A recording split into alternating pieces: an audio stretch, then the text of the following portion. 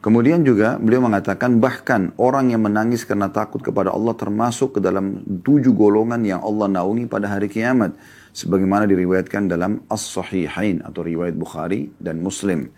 Ya, tentu hadisnya cukup panjang yang Nabi SAW mengatakan ada 7 golongan yang akan mendapatkan naungan Allah di mahsyar yang tidak ada naungan kecuali naungan Allah. Ya, di situ jelas sekali maka akan seseorang itu akan selamat dari panasnya matahari di mahsyar dan juga dari hiruk-piruknya ya keadaan pada saat itu karena ada orang yang tenggelam dengan keringatnya sampai di mata kakinya, ada yang sampai ke perutnya, ada yang sampai ke lehernya, bahkan hampir tenggelam dengan keringat dia sendiri karena dosanya, yang di sana histeri, yang di sini lagi disiksa, yang di depan mata dan neraka. Jadi memang digambarkan keadaan mahsyar pada saat itu sangat menakutkan ya.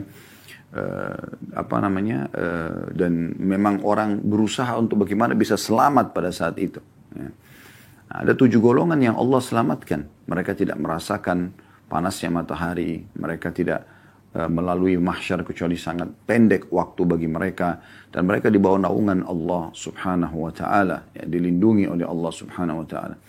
Nah, salah satunya adalah warajulun dzakarallah khalin fafadat ainahu. Seseorang yang mengingat Allah dalam keadaan sendiri lalu kedua matanya berlinang air mata karena takut kepada Allah subhanahu wa ta'ala.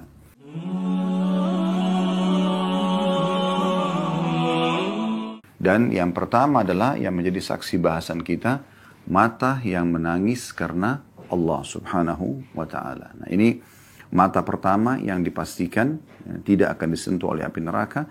Kemudian mata yang kedua adalah mata yang begadang karena berjaga-jaga di jalan Allah subhanahu wa ta'ala. Nah, hadis ini memberikan pelajaran kepada kita tentang pentingnya menangis karena Allah. Ya.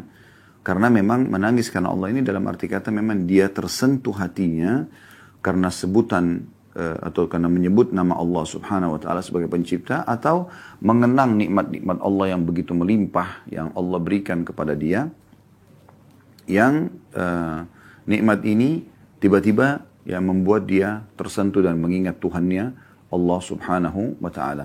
Kemudian selanjutnya ya, juga dia menangis misalnya karena mengingat dosa-dosa dia yang terlalu banyak, yang dia khawatir jangan sampai Allah subhanahu wa ta'ala menghukumnya. Nah, ini juga termasuk dalam bahasan ini tentunya. Dalam arti kata, karena dia mengingat dosa-dosanya, akhirnya terteteskanlah air matanya karena Allah, maka ini juga masuk di dalamnya karena Allah subhanahu wa ta'ala. Dan ini bagian daripada keimanan dan juga perintah dalam agama Islam. Kalau seseorang itu hatinya belum tersentuh, matanya sulit untuk menangis, maka ini dia perlu introspeksi diri. Ada masalah apa sebenarnya dengan dirinya? Kenapa dia sampai tidak bisa menangis karena Allah subhanahu wa ta'ala? Padahal Allah subhanahu wa ta'ala sudah memberikan kepada dia peluang, ya, sudah memberikan kepada dia peluang untuk ya, menangis dengan mengingat nikmat Allah tadi saya katakan, atau khawatir terhadap dosa yang pernah dia kerjakan. Semua ini akan memberikan gambaran kepada dia tentang masalah ya, menangiskan Allah ini akan mendapatkan keutamaan. Ya. Kemudian juga beliau mengangkat hadis yang kedua. Tentu tadi ada mata yang kedua ya, mata karena begadang ya. Mata yang begadang karena berjaga-jaga di jalan Allah subhanahu wa ta'ala. Artinya dia ya lagi berperang, lagi berjihad, lalu kemudian dia begadang untuk menjaga keamanan kaum muslimin ya, dari serangan-serangan musuh. Maka ini juga termasuk ya, begadang yang tepat. Tentu begadang secara umum tidak dibolehkan kalau pada hal-hal yang sia-sia ya. Karena Nabi SAW memang melarang itu. Disebutkan atau diriwayatkan oleh Abu Daud dalam sunannya, ada bab khusus, bab nahi anis samar, bab larangan untuk begadang kalau pada hal-hal yang tidak ada manfaatnya ya, berhubungan sama agama, bukan karena takziah, bukan karena ziarah, bukan karena jenguk orang sakit, bukan karena memecahkan perkara-perkara kaum muslimin, hanya duduk nongkrong kosong, apalagi kalau sampai berbuat maksiat, maka itu dilarang.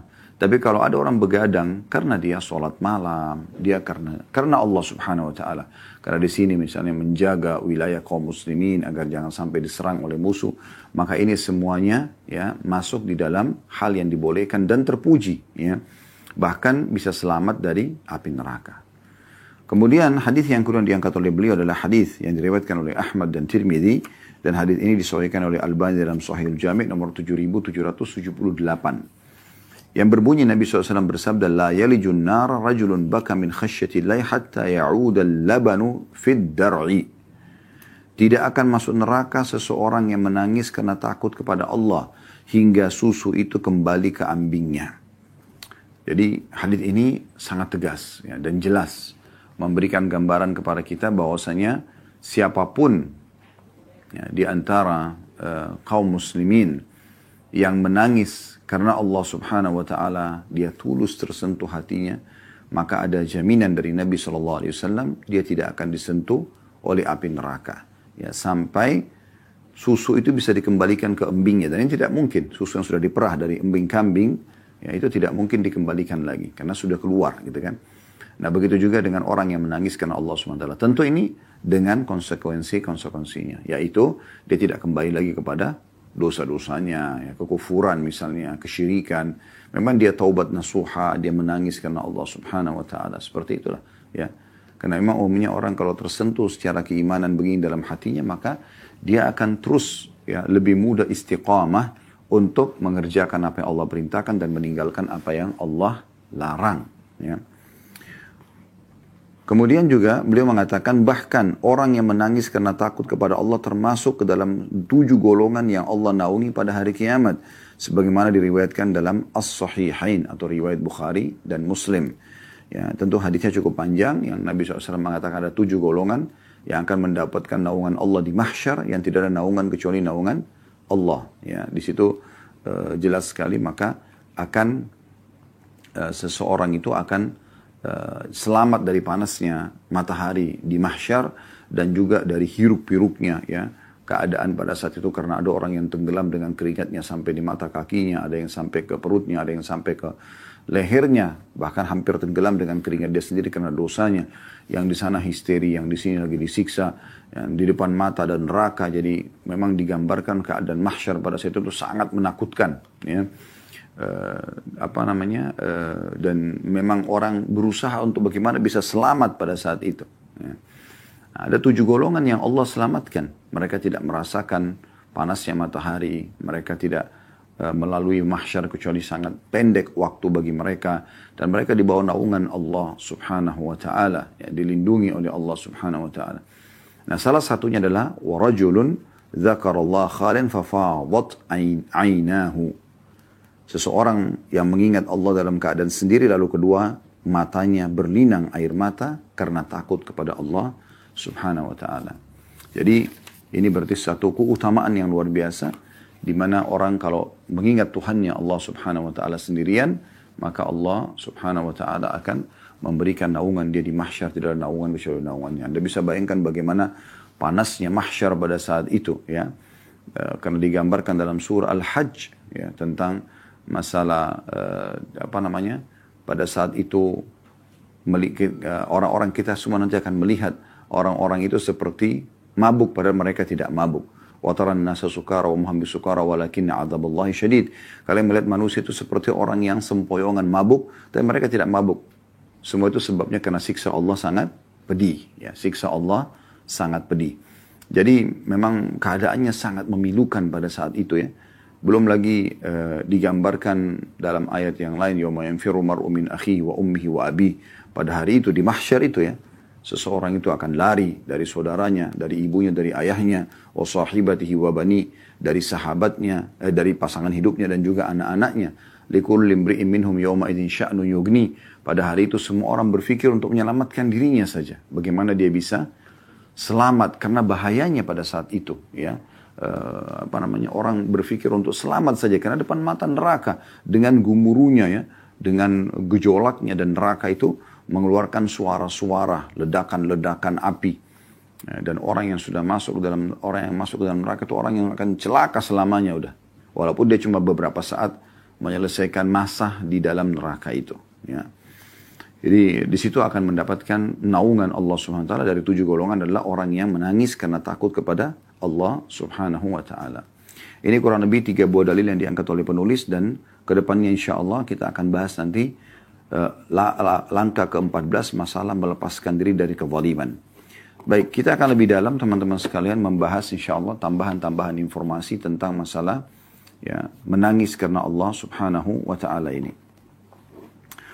Yang perlu mungkin kita garis bawahi, ya, Anda jadikan bahan introspeksi diri Anda. Pernahkah Anda menangis karena Allah subhanahu wa ta'ala? Kalau sudah pernah, kira-kira apa sebabnya?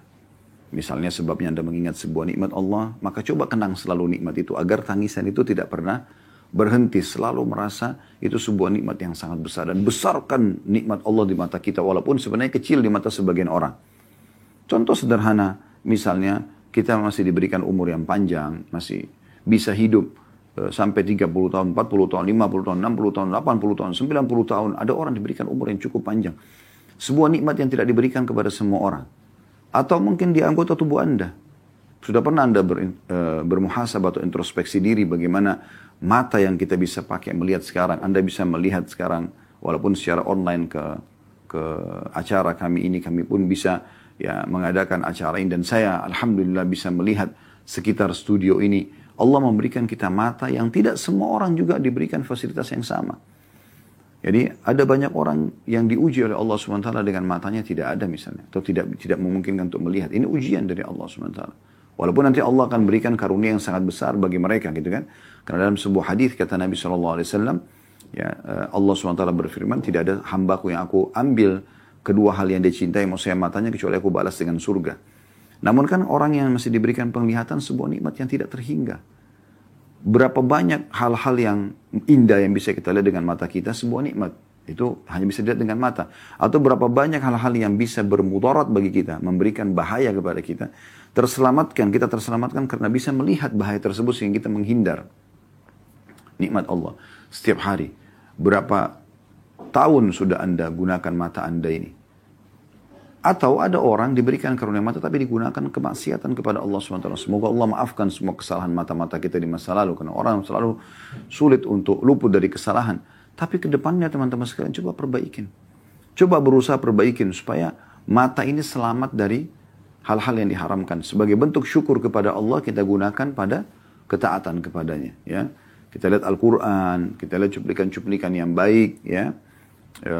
Kita gunakan untuk ketaatan kepada Allah SWT. Bertafakkur, memikirkan tentang penciptaan langit dan bumi misalnya. Begitu juga dengan telinga.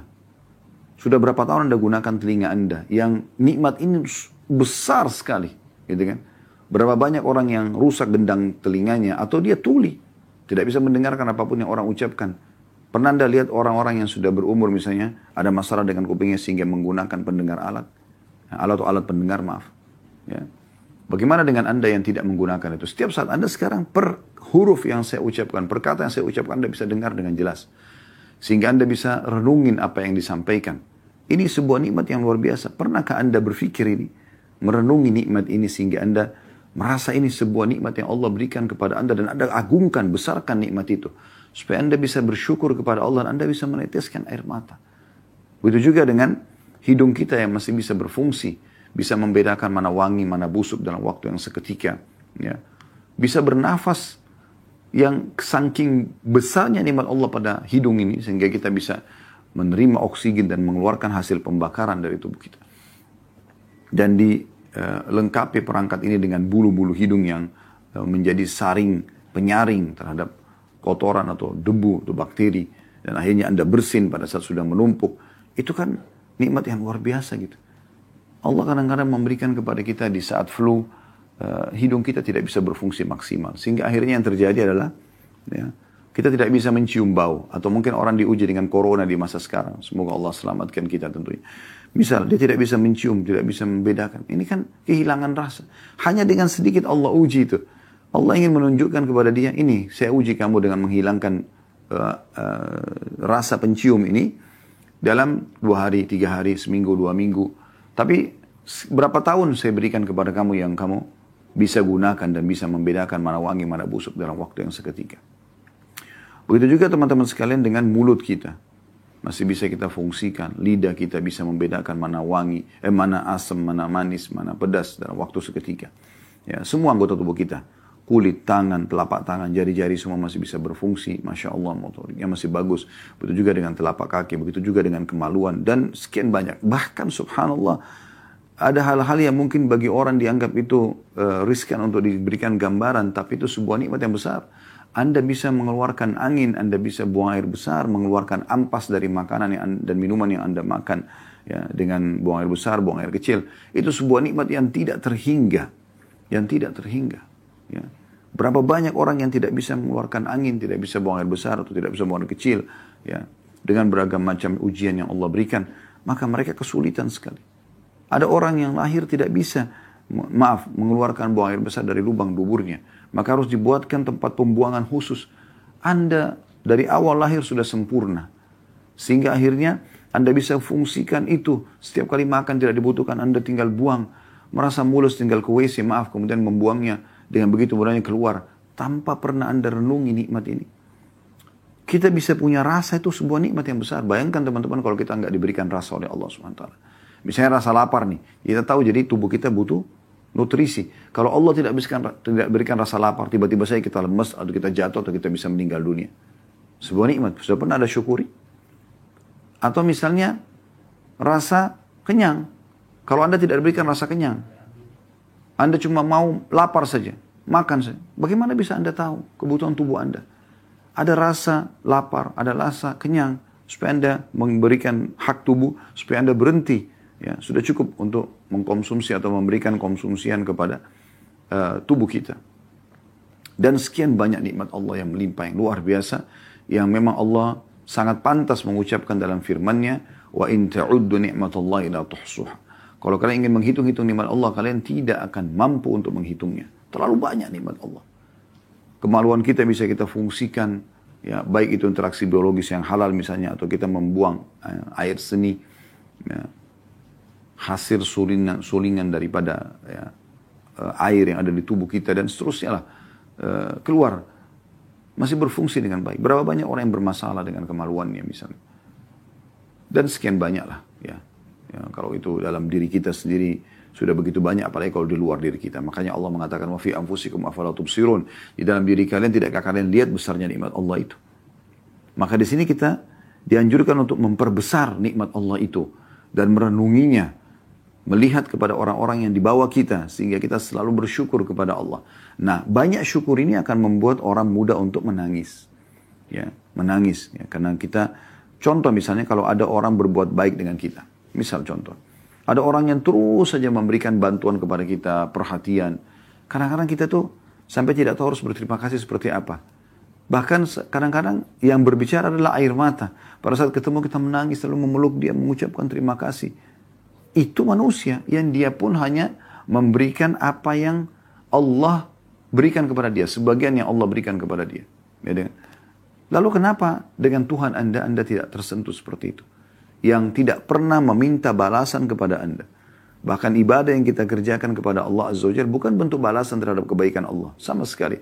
Tapi kata Allah SWT dalam sebuah hadis Bukhari, hadis Qudsi, wahai hamba-hambaku, sungguhnya amal-amal yang aku perintahkan kepada kalian, akan aku kembalikan kepada kalian. Akan dikembalikan kepada kita. Manfaatnya, Allah akan berikan balasan dan Allah akan balas dengan surga.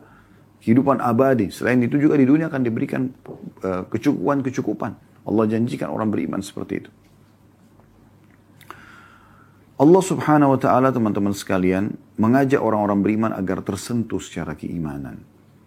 Menggetarkan hati mereka pada saat disebutkan nama Allah Subhanahu wa Ta'ala. Dengan tentu melihat dulu, ya, mengenal lebih jauh Tuhannya.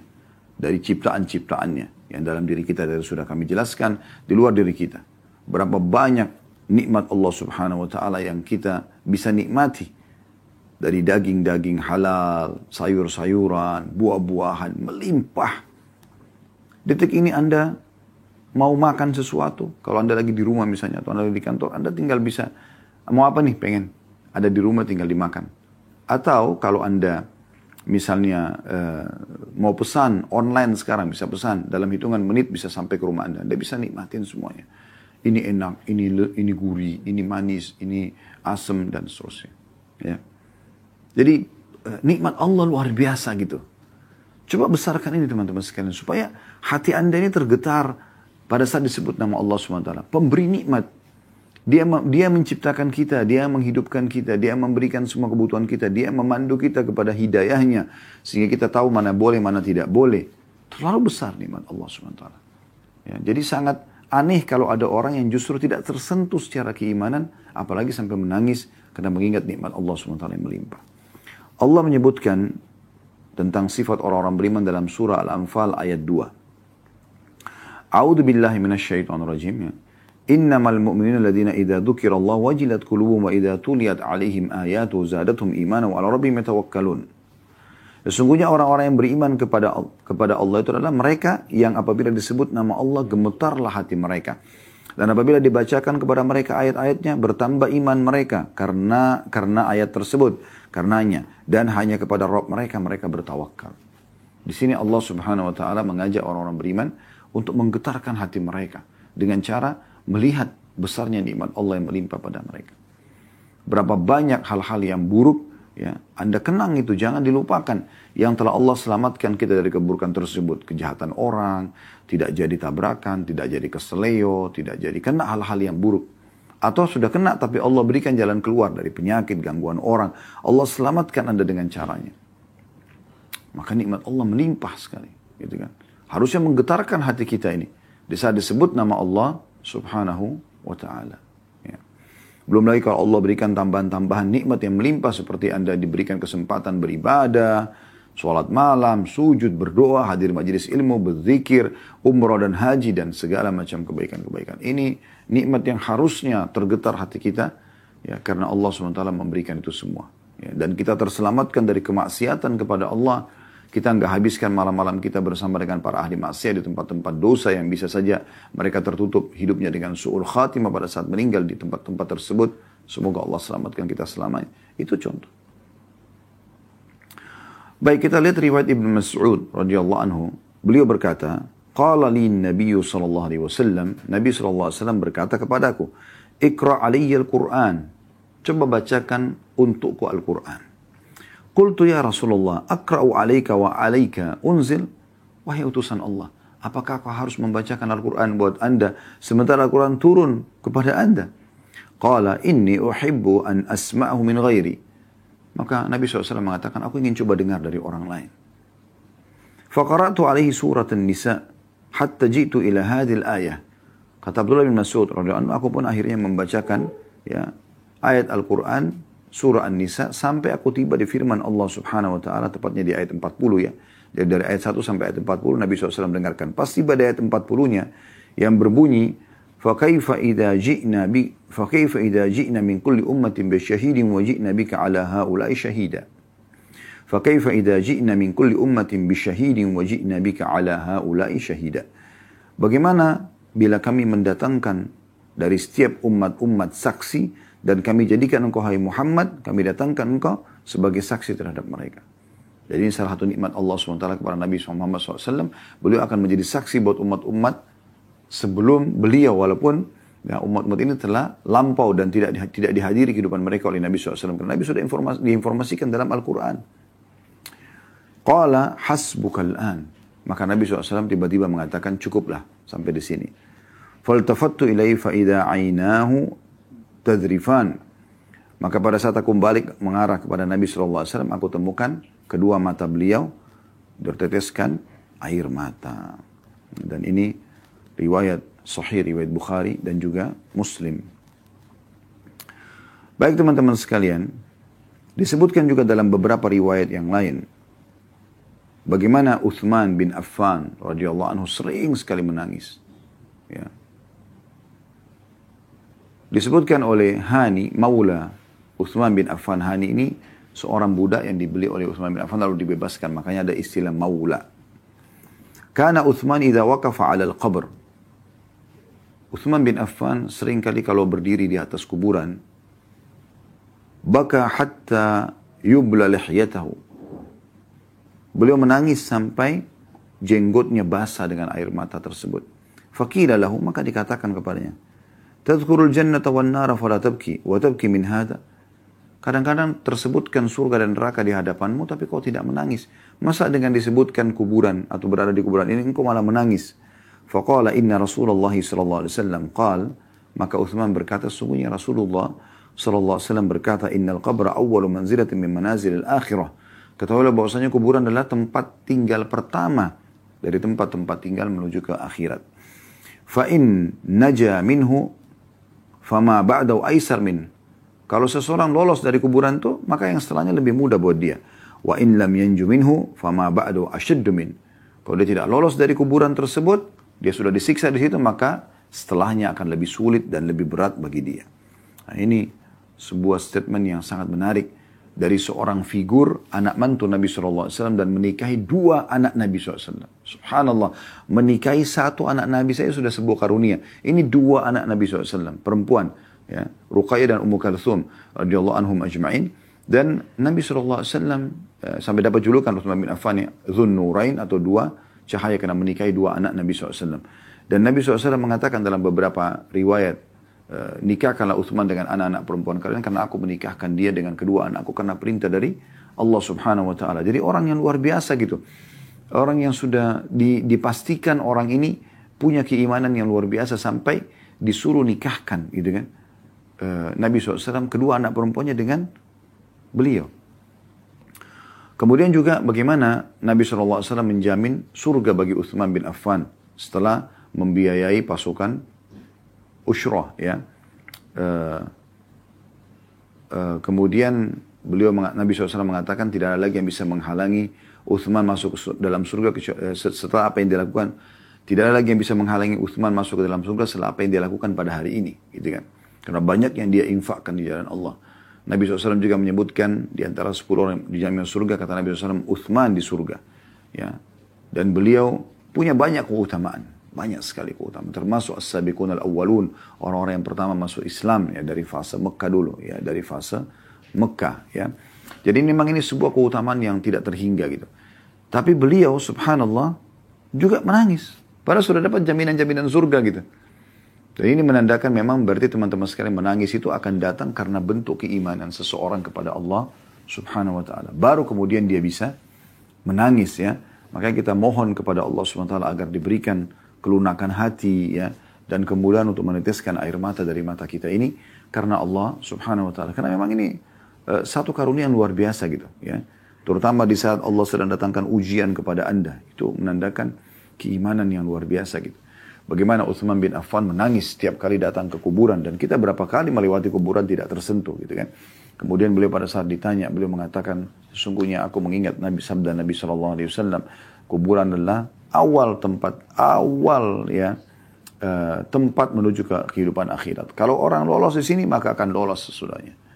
Kalau orang susah di sini, ya, tertahan dan bermasalah, maka juga setelahnya akan lebih berat. Kalau orang bisa menangis karena Allah Subhanahu wa Ta'ala, ya, itu berarti menandakan nikmat Allah yang besar kepada dia. Ya. Bahkan Nabi SAW menjadikan salah satu doa, wa'udhu bika min ainin la tadma'. Aku berlindung kepadamu ya Allah dari mata yang tidak pernah menangis. Ya, karena Allah SWT tentunya. Bukan menangis karena kehilangan harta, karena ada masalah dengan istrinya atau sama suaminya, bukan. Tapi karena Allah Subhanahu wa Ta'ala. Apabila terjadi pelanggaran Allah, pelanggaran agama Allah, dia menangis. Apabila ada sebuah ibadah yang tertinggal luput dari dia menangis. Ya, begitu. Ya. Dan ini harus ada kepekaan, teman-teman sekalian. Dengan rutinnya kita mengerjakan sebuah ibadah, itu akan membuat, dan kita konsisten, istiqamah terus mengerjakannya. Kita terus menjaga diri kita agar konsisten mengerjakan, dan juga kita terus menjaga diri agar jangan terjerumus dalam pelanggaran agama. Maka ini lama-kelamaan akan menambah keimanan kita, dan dengan bertambahnya keimanan, akhirnya kita akan bisa melihat nikmat Allah yang begitu besar pada kita, termasuk kita bisa beribadah selamat dari maksiat, dan banyaknya fasilitas yang Allah berikan untuk memenuhi kebutuhan kita dalam keseharian, termasuk keberadaan kita di muka bumi ini, dan akhirnya Allah berikan kesempatan kita hidup, ya. Dari sekian banyak sperma yang tertuangkan di rahim ibu kita dulunya, semuanya nikmat yang melimpah, maka kita akan menangis karena Allah. Dan ingat teman-teman, menangis karena Allah ini akan hilang kalau seseorang mulai membuka lagi pintu-pintu dosa kepada Allah SWT. Karena ini Allah karuniakan kepada orang-orang yang memang Allah pilih. Dan kalau kita sering melatih diri kita agar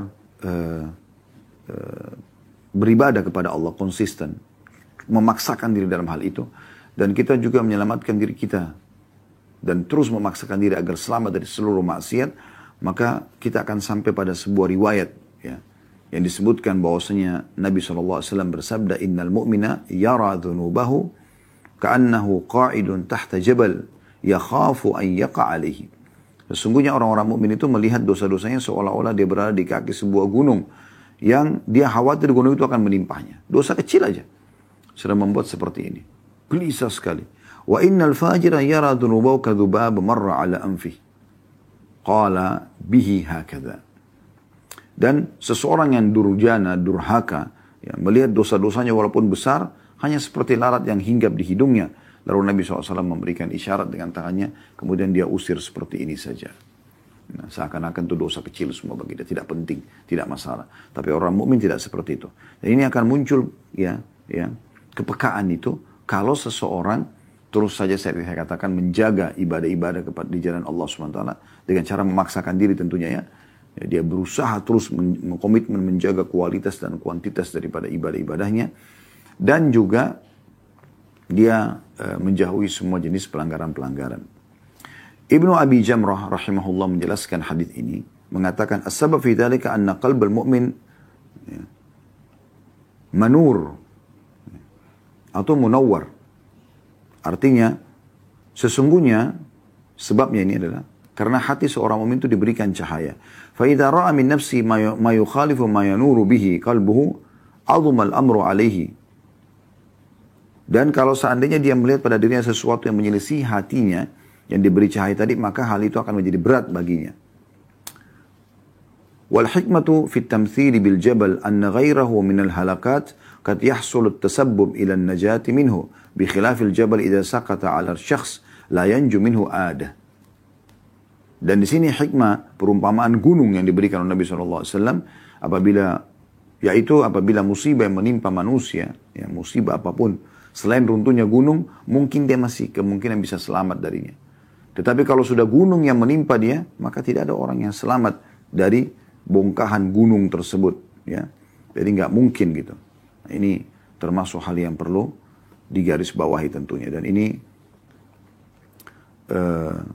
disebutkan dalam beberapa riwayat tentunya ya. Ada riwayat Tirmidzi dan juga disebutkan penjelasan tadi oleh Al-Mubarakfuri dalam Tuhfatul Ahwadhi di jilid 7 halaman 169 gitu ya. Baik teman-teman sekalian, lebih dalam lagi kita membahas tentang masalah ya, menangis karena Allah Subhanahu wa taala. Dalam satu riwayat disebutkan tentang sikap atau sahabat yang lain, Mu'adz bin Jabal radhiyallahu anhu, wa baka Mu'adz radhiyallahu anhu inda wa baka Mu'adz radhiyallahu anhu bukaan syadidan faqila lahu ma yubkik. Suatu waktu Mu'adz bin Jabal menangis terisak-isak. Lalu ditanyakan kepada beliau, kenapa kau nangis? Qala, beliau menjawab, li anna Allah azza wa jal qabada qabdataini wahida fil jannati wal ukhra fil nar. Fa ana la adri min ayyil fariqaini akun. Karena aku mendapatkan informasi kalau Allah azza wa jal hanya mencabut dua jenis nyawa. Yang satu akan dimasukkan ke surga, yang satu akan dimasukkan ke neraka. Dan aku tidak tahu pada saat nyawaku nanti dicabut ini, aku kemana? Ya.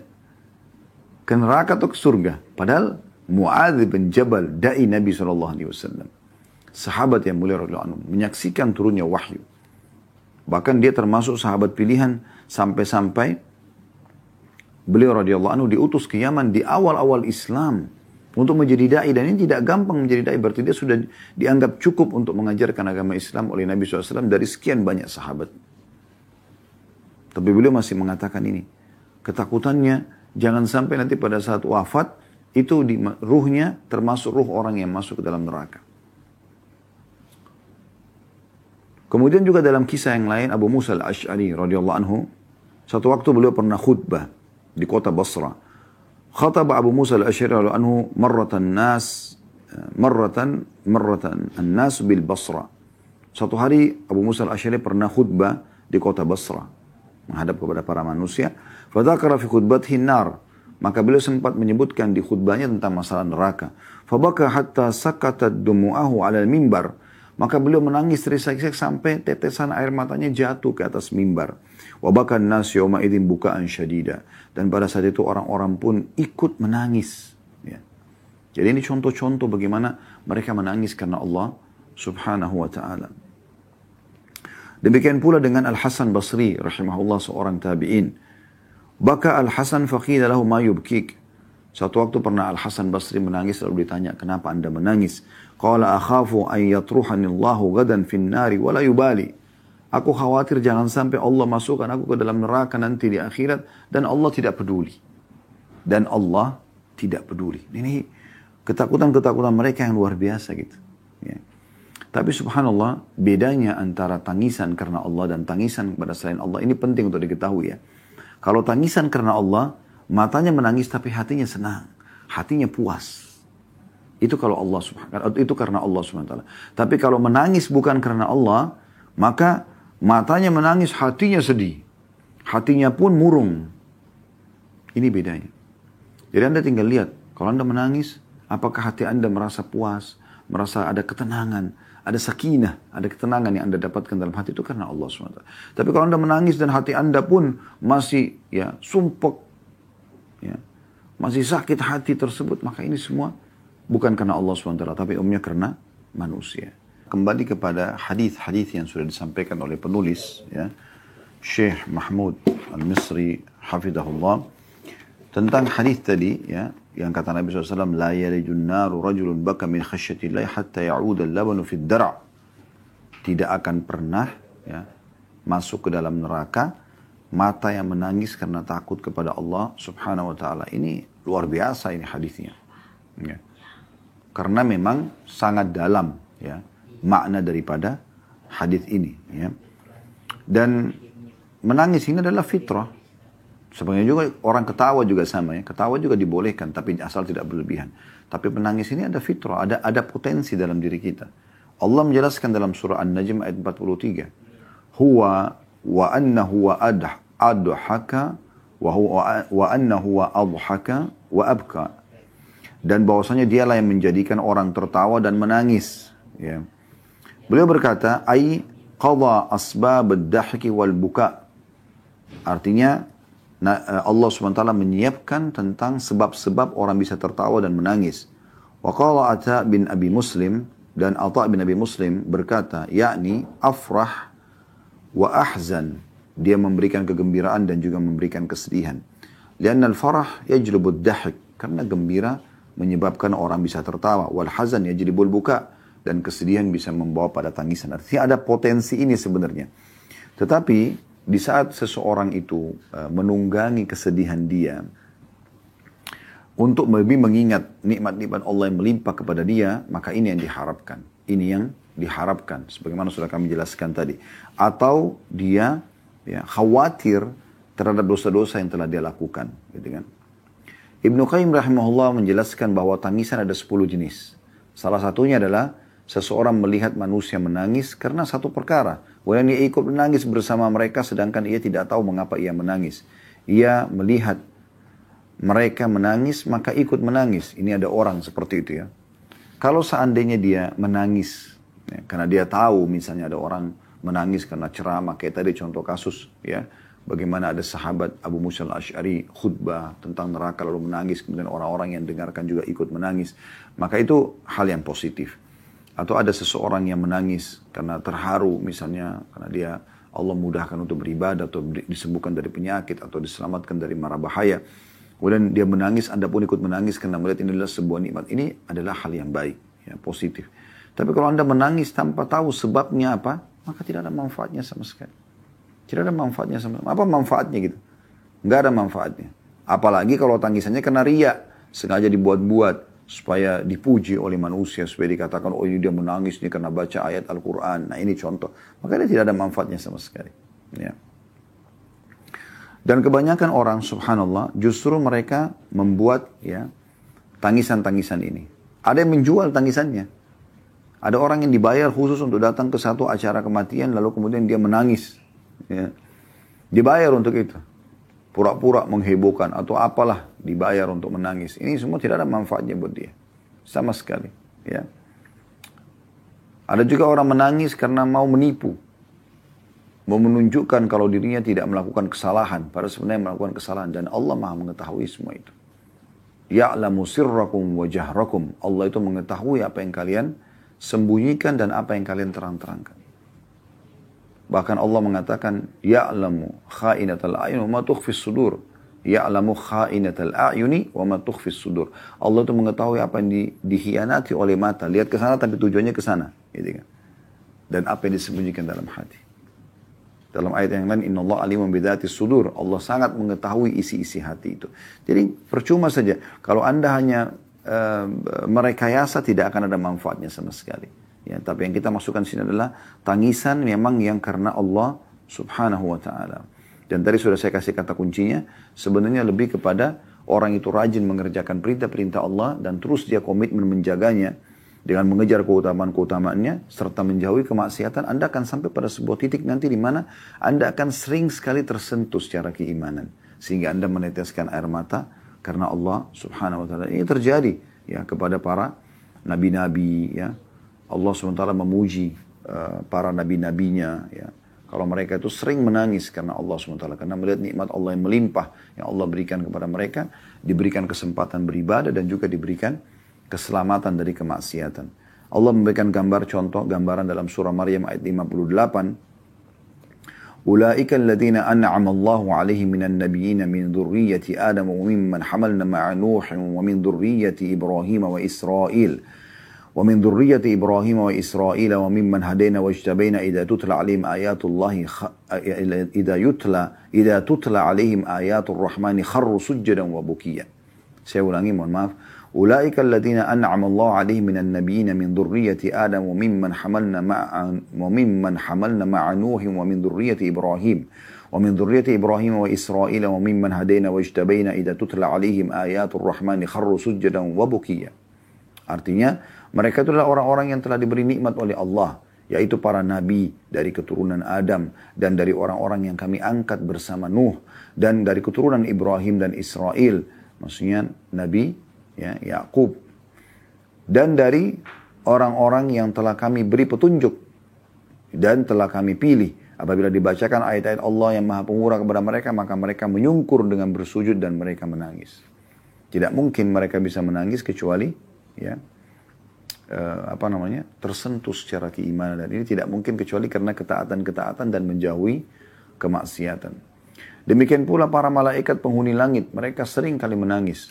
Disebutkan dalam sebuah riwayat dari Jabir radhiyallahu anhu bahwasanya Rasulullah SAW bersabda, "Marartu lailata usriya bi," aku pernah melewati di malam aku sedang Isra ya, bil mala'il a'la, di langit ya sana.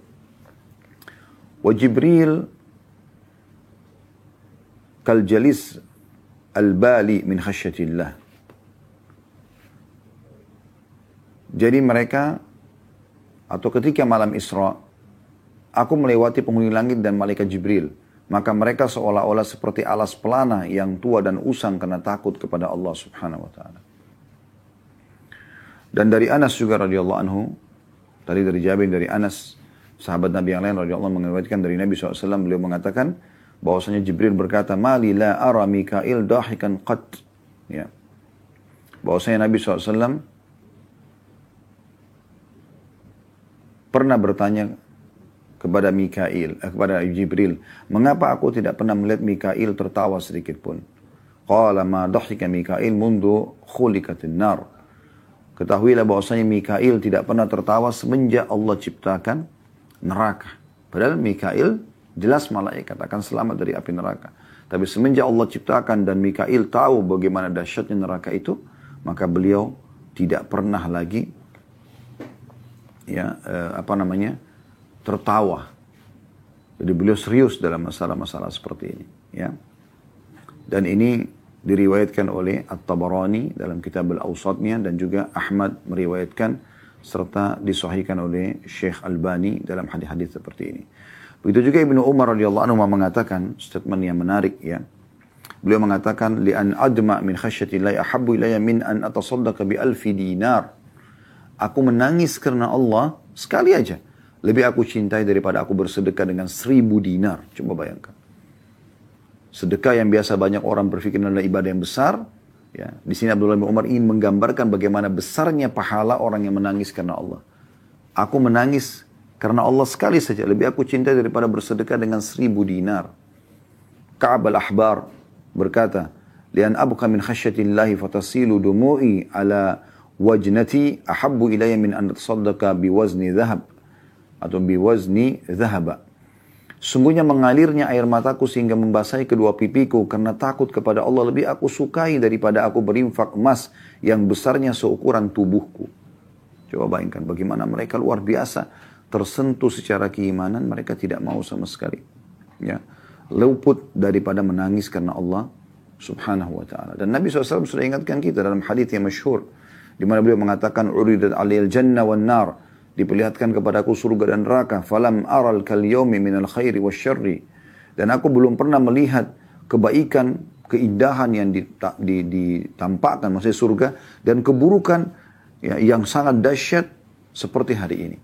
Pada saat dilihatkan surga dan dilihatkan neraka. Kemudian beliau mengatakan walau ta'lamuna ma 'alam la dahiktum qalilan wa la bakaitum katsira. Kalau seandainya kalian tahu apa yang sudah aku ketahui, maka kalian akan ketawa sedikit, ya, tertawa sedikit dan akan menangis yang banyak. Fama ata ala ashabi Rasulillah sallallahu alaihi wasallam yawma ashaddu minhu ghattu ru'usahum wa lahum khanin. Dan pada hari itu tidak pernah, kata Anas bin Malik pada hadis, pada hari itu adalah hari yang paling berat bagi para sahabat Nabi karena Nabi sampaikan itu ya. Dan mereka sampai menutup kepala mereka ya, dan menangis ya, terseduh-seduh.